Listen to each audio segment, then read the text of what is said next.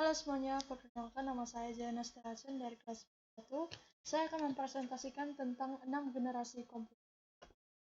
Pada generasi pertama, pada tahun 1944 sampai 1959. Komputer generasi pertama 1944 sampai 1959 ditandai dengan penggunaan tabung hampa udara sebagai komponen utama yang membuatnya besar, berat, dan memerlukan pendinginan. Komputer ini memiliki memori kecil, proses yang lambat, dan menggunakan bahasa mesin. Beberapa contoh penting dari era ini termasuk ENIAC, Harvard Mark II, dan IBM 701. Penggunaan tabung hampa udara berakhir pada akhir periode ini, digantikan oleh transistor yang menandai transisi ke generasi sebelumnya. Generasi kedua 1960 sampai 1964. Pada generasi kedua 1960 sampai 1964 ditandai oleh penggunaan transistor menggantikan tabung vakum dari generasi pertama. Transistor membuat komputer lebih kecil, murah, dan efisien. Komputer seperti IBM 7090 menjadi populer karena kecepatan dan kemampuannya.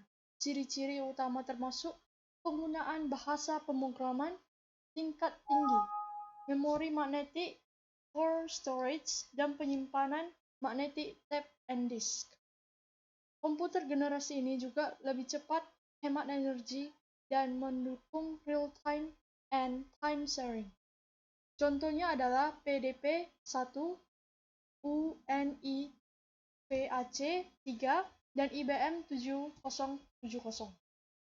Pada generasi ketiga, 1964 sampai 1975, generasi ketiga komputer 1964 sampai 1975 menggunakan Integrated Circuit atau IC untuk menggabungkan ribuan transistor dalam chip kecil.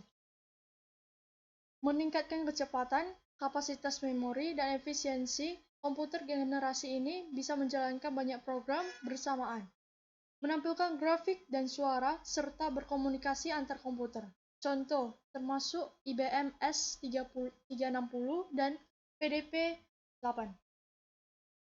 Pada generasi keempat, 1975 sampai sekarang, komputer generasi keempat ditandai dengan penggunaan mikroprosesor yang mengintegrasikan ribuan IC dalam satu chip. Ini menyebabkan komputer menjadi lebih kecil, lebih murah, dan lebih kuat. Contohnya awalnya termasuk Apple 1 dan 2, serta IBM PC dan MS-DOS. Pada tahun 1981, ciri-cirinya meliputi penggunaan LSI dan VLSI untuk integrasi IC, serta pengembangan komputer mikro. Pada generasi kelima, sekarang sampai masa depan. Komputer generasi kelima ditandai dengan kemajuan dalam teknologi mikroprosesor, seperti Pentium 4 yang menawarkan kecepatan tinggi dan efisiensi energi. Generasi ini juga memperkenalkan kecerdasan buatan atau AI dengan kemampuan untuk menerjemahkan bahasa manusia dan teknologi berbasis GUI. Perkembangan mencakup Jobson Junction dan peningkatan dalam multimedia dan multikomunikasi. Pada generasi ke-6 atau masa depan, diprediksi akan mencakup teknologi canggih seperti biochip dan komputer tanpa program.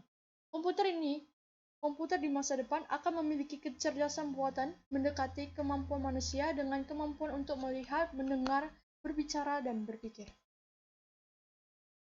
Sekian dari presentasi saya tentang 6 generasi komputer.